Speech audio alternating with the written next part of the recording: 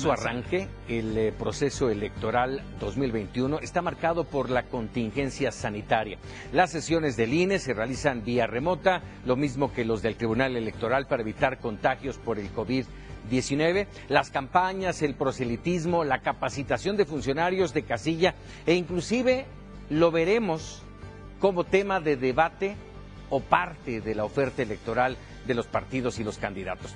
Bienvenidos a Voto por México. Pamela San Martín, exconsejera del INE hasta hace apenas unos meses, e igualmente saludo a Ciro Murayama, consejero del Instituto Nacional Electoral. Ciro, Pamela, muchas gracias por estar en este espacio de Voto por México.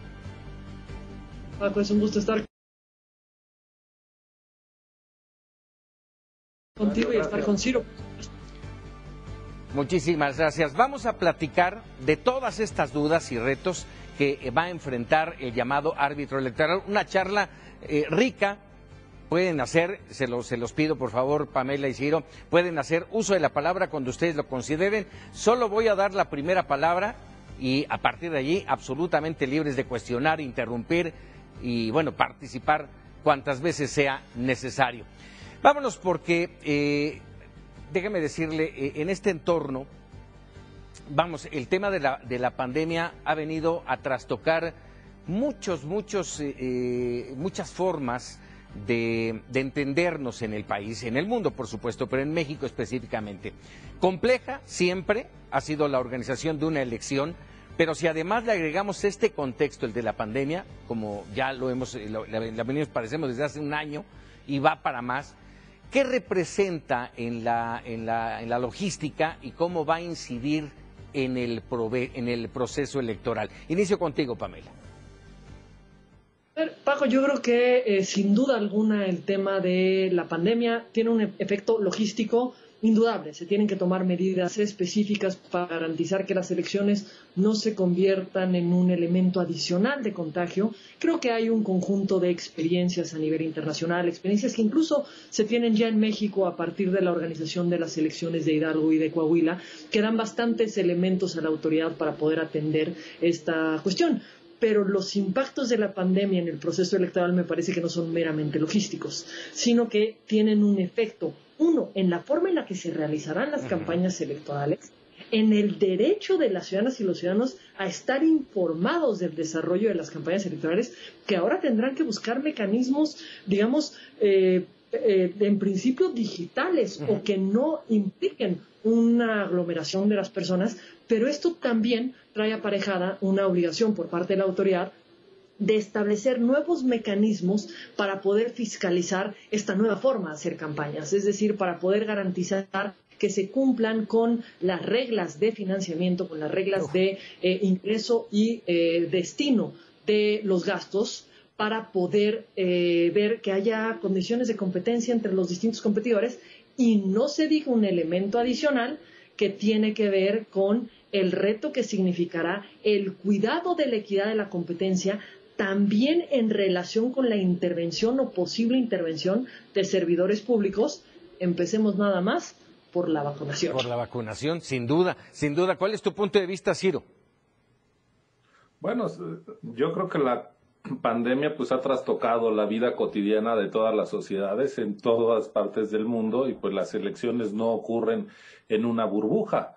Son parte, sobre todo en un modelo como el mexicano, donde salimos a visitar a más de 12 millones de ciudadanos para invitarlos a que ellos se hagan cargo el día de la jornada electoral de instalar las casillas, de recibir a sus vecinos, de contar los votos, de llenar de su puño y letra las actas. Entonces tenemos un modelo electoral de mucha cercanía con la gente y tenemos que asegurar que esta cercanía no genere riesgos adicionales innecesarios en materia de pandemia. De hecho, apenas el viernes se empezó esta tarea de visitar a más de 12 millones de ciudadanos y nuestros capacitadores y asistentes electorales pues van con todas las medidas de seguridad. Creo que eso va a ser muy importante, que la gente le abra la puerta al INE, a la democracia, para que el 6 de junio haya 163,000 casillas instaladas en todo el país para que la gente también en casillas con toda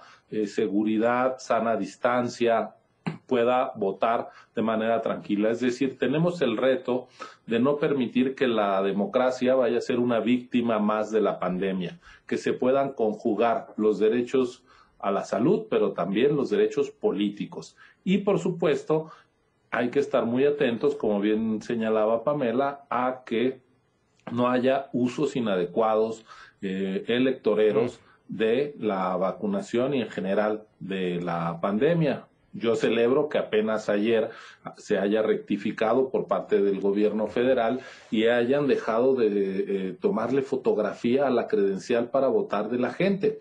La credencial para votar pues es el instrumento más extendido de identificación que usamos para un montón de trámites y es totalmente válido que sirva para que la gente se identifique cuando se va a vacunar, y es correcto que el gobierno sepa a quién está vacunando y lleve un listado muy pormenorizado. Se solicita la CURP, pero no necesariamente entregar una copia, Ciro, no necesariamente entregar una copia o permitir la fotografía de la credencial. Eso no es necesario.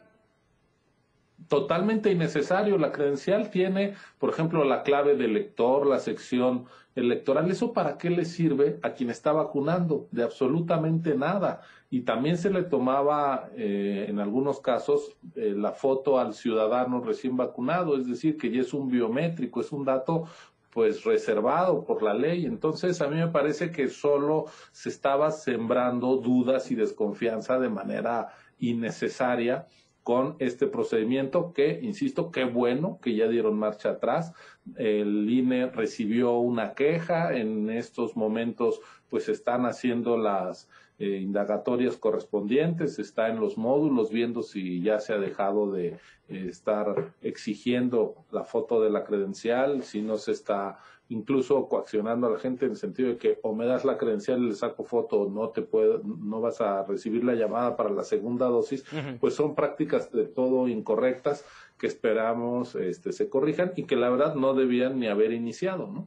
A ver, ya los dos tocaron el tema de las vacunas, que es un tema polémico sin duda, pero agreguémosle el tema de la politización de la pandemia, el tema de la polarización política y social, y esto cómo podría incidir en el tema de la abstención, Pamela.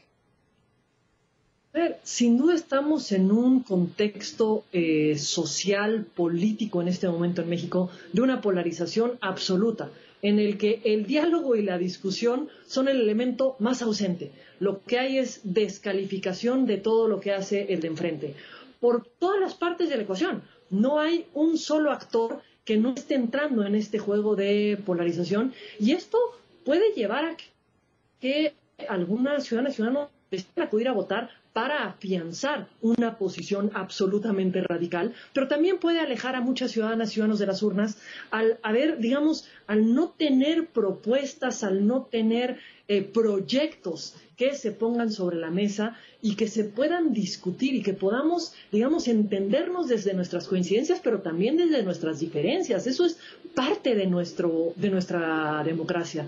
Y en cuanto al uso político de la pandemia, el uso electoral de la pandemia, lo empezamos a ver hace meses atrás, cuando de pronto se empezaban a entregar kits de gel, que si cubrebocas con logos, que si todos los elementos, porque recordemos que tenemos una práctica en México que aparte recorre por parejo a todos los partidos políticos muy interesante.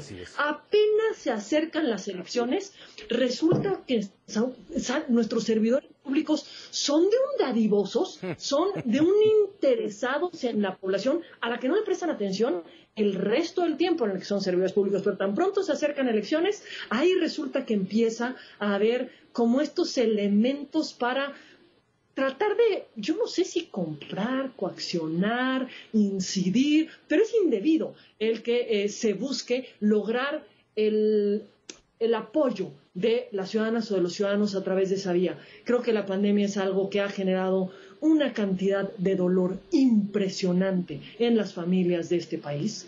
Han habido demasiados muertos, han habido demasiados enfermos y no se vale lucrar políticamente, lucrar electoralmente con ello, pero es una práctica que vimos desde que inició la pandemia, que no ha frenado hasta el día de hoy y que está teniendo su segundo momento, y lamentaría muchísimo que continuara en esa dirección con la vacunación. Ahí, ¿cuál es el papel, Ciro, del Instituto Nacional Electoral y del Tribunal Electoral? O sea, ¿qué se tiene que hacer? Hay muchos otros puntos que quiero preguntarle sobre este tema, pero específicamente en esto que acaba de mencionar Pamela. Bueno, todo lo que es la entrega de estos obsequios, kits y demás, pues se considera una dádiva y está prohibido expresamente por la legislación, es decir, nada más contrario a la buena política que quererse aprovechar de las carencias materiales de la población. Por lo tanto, no pueden estar entregando estas ayudas, entre comillas, y también, pues creo que no es correcto que se trate de asociar, por ejemplo, la vacunación con un partido político, porque finalmente pues es una política de Estado, es una responsabilidad de nuestras autoridades, y las autoridades electorales debemos estar muy atentas para frenar este tipo de prácticas. Por ejemplo, cuando se empiecen a distribuir, o ya ocurrió, de hecho desde el INE se armó, digamos, una macro queja para atender todas estas prácticas. El tribunal nos dijo no, cuando se trata de asuntos locales, que vayan las autoridades locales. Nosotros no quisimos dejarlo pasar por alto. También ahí las autoridades locales tienen su responsabilidad, pero sin duda hay que evitar estas prácticas que antes se daban pues con otros bienes y servicios, ¿no?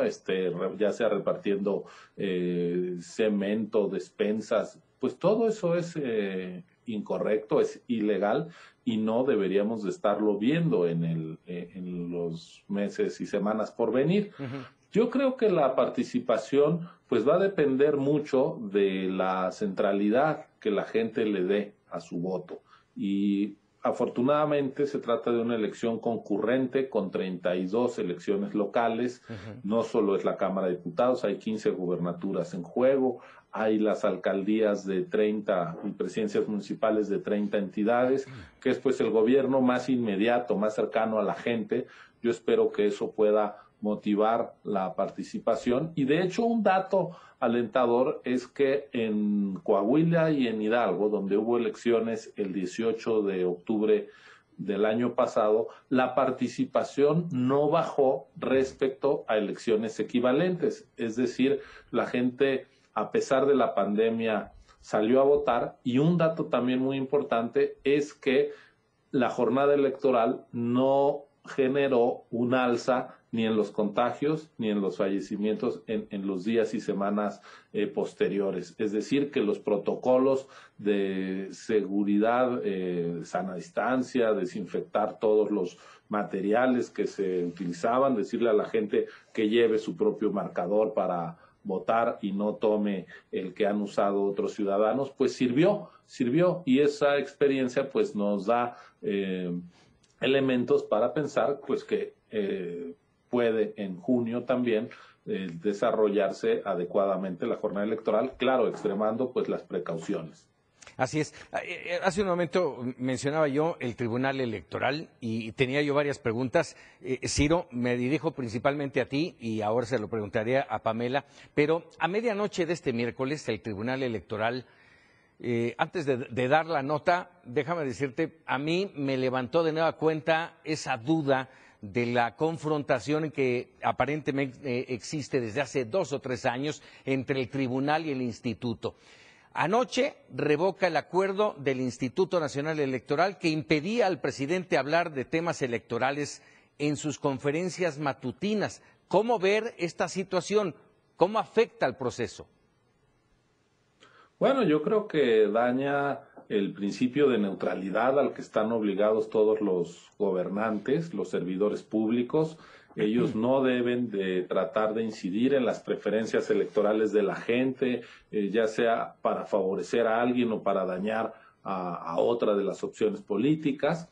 Lo cierto es que es una decisión pues muy sorprendente, que yo lamento. No conozco los argumentos porque además fue una sesión privada, a pesar de que la Constitución dice que uno de los principios rectores de la función electoral es la máxima publicidad, y uno hubiera esperado una sesión pública de los magistrados y las magistradas dando sus argumentos, sus razonamientos, como se hace siempre en el Consejo General del INE. Pues en este caso no los conocimos ni conocemos aún la sentencia. Vimos un boletín de prensa y es a partir de ahí que nos enteramos, pero pues a mí me resulta por un lado sorprendente que revoquen una decisión que el INE tomó por mandato expreso del tribunal. A ver. Fíjate que la historia la voy a tratar de contar muy breve. Sí. El año pasado el presidente en sus conferencias de la mañana y en algunas giras hacía referencia muy crítica a ciertos actores políticos. Estos se quejaron y desde la Comisión de Quejas del INE dijimos: señor presidente, esto no es válido, emitimos alguna medida cautelar que el tribunal nos revocó, el presidente siguió, emitimos otra medida cautelar en su vertiente inhibitoria para que el presidente no volviera a inmiscuirse como jugador en el proceso electoral, y el tribunal ahí nos dijo: a ver, esta decisión le corresponde no a la Comisión de Quejas, sino al Consejo General, que debe de fijar los parámetros para que el presidente no vaya a transgredir desde su mañanera el marco normativo. Bueno, pues entonces fuimos al Consejo General el 15 de enero, aprobamos estos parámetros, y eso es lo que se revocó ayer. Entre otras razones, lo que dice el boletín es que porque nos excedimos al decir que era válido también estas restricciones para otros servidores públicos. Bueno, si ese es el problema, pues podrían haber dicho no, para los demás servidores públicos no, y queda en firme para el presidente, pero revocaron absolutamente todo. Y pues yo creo que eso afecta, insisto, la claridad de cómo se deben de conducir los servidores públicos, que es con plena neutralidad. Déjame preguntarte, Pamela, con todo este panorama que ahora nos presenta Ciro Murayama, ¿es realmente un intento de censura del Instituto Nacional Electoral? Me parece que la Constitución es absolutamente clara. Los servidores públicos de todos los niveles, no solamente el presidente de la República, los servidores públicos de todos los niveles, contrario a lo que vemos en todas las elecciones, deben de abstenerse de buscar de intervenir o interferir en la competencia que se debe dar entre los partidos políticos. El presidente López Obrador no es el primer mandatario que incurre en prácticas que buscan incidir en la contienda electoral. Recordemos al presidente Calderón, que de hecho fue sancionado por el Instituto Federal Electoral en su momento, el presidente Fox, que motivó esta reforma, el presidente Peña Nieto, recordemos las televisiones que tenían el gran logo de mover a México. Digamos, han habido estos intentos en los distintos procesos electorales, y me parece que si algo tenía que hacer el INE era frenar estas conductas por parte del presidente y de los demás servidores públicos, porque no es una regla que tenga que ver con un actor en particular, es con una calidad, que es la calidad de servidores públicos, y está expresamente prevista en la Constitución.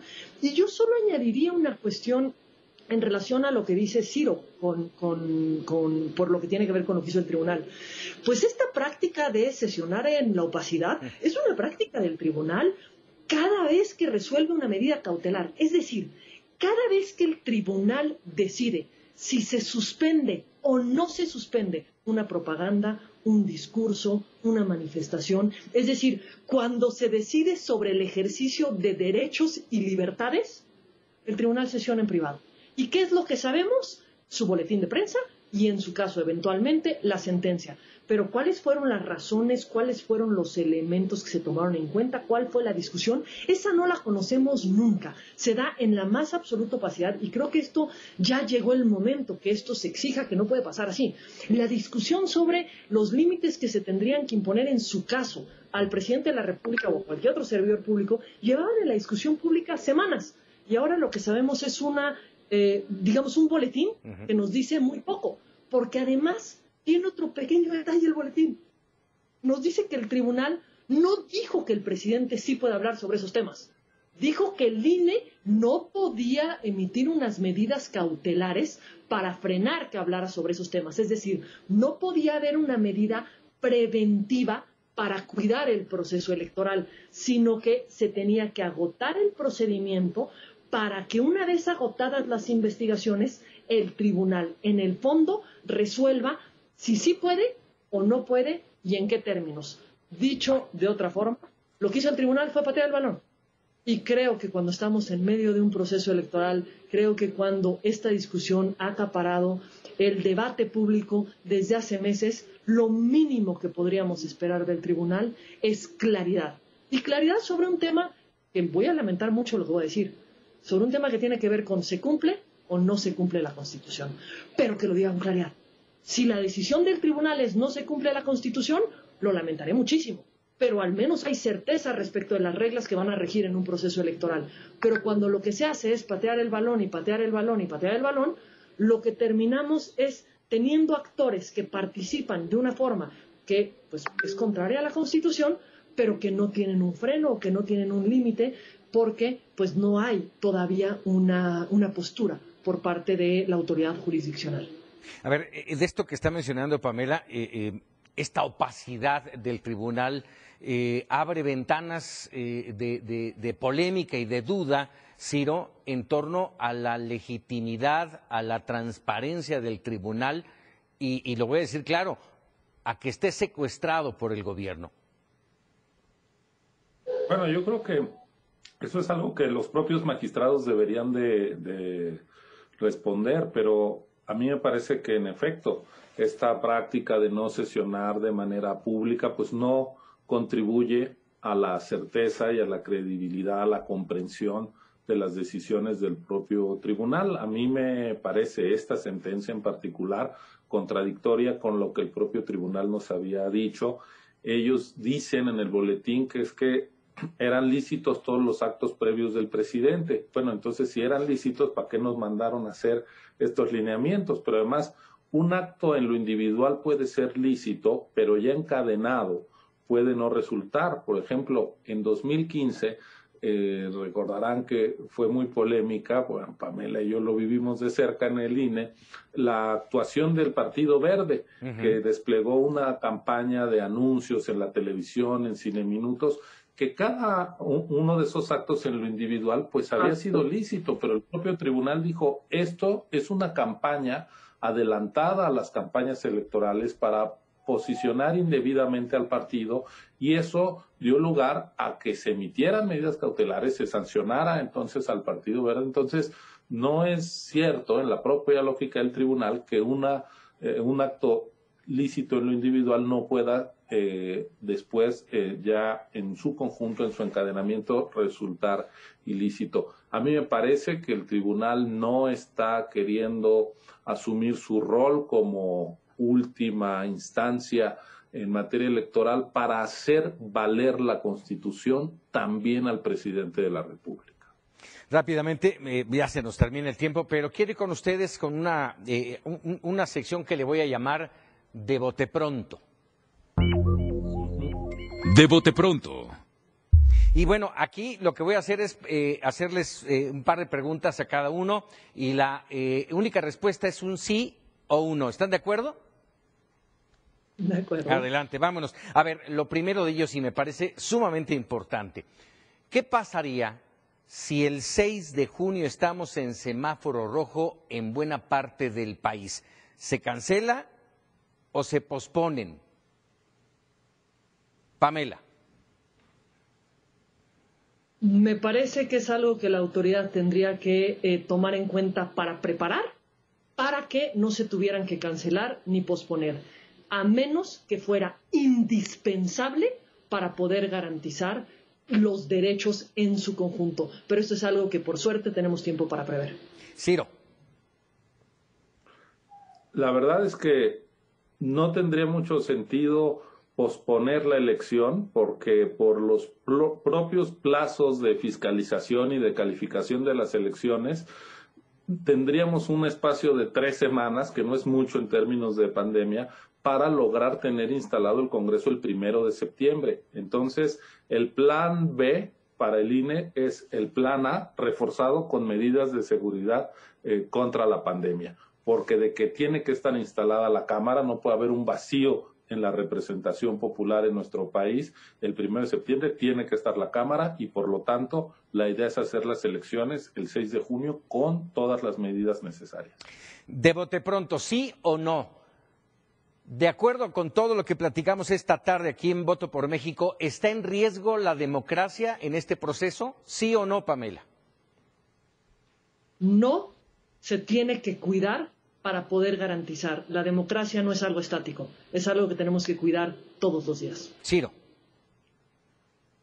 Hay amenazas para la democracia en México y en el mundo, pero también hay un capital político muy importante y es que la gente sabe, no hay una sola corriente de opinión que no reconozca que solo es a través de las elecciones cómo se accede al poder y a la representación. Y eso le da una enorme fuerza al ejercicio democrático.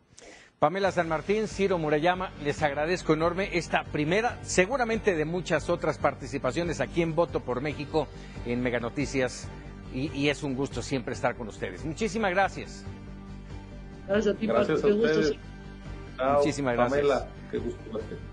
Bueno, pues ahí tiene usted este debate que es interesante, ir conociendo poco a poco cómo vamos a enfrentar los mexicanos el próximo proceso electoral en México el 6 de junio. Hacemos una pausa.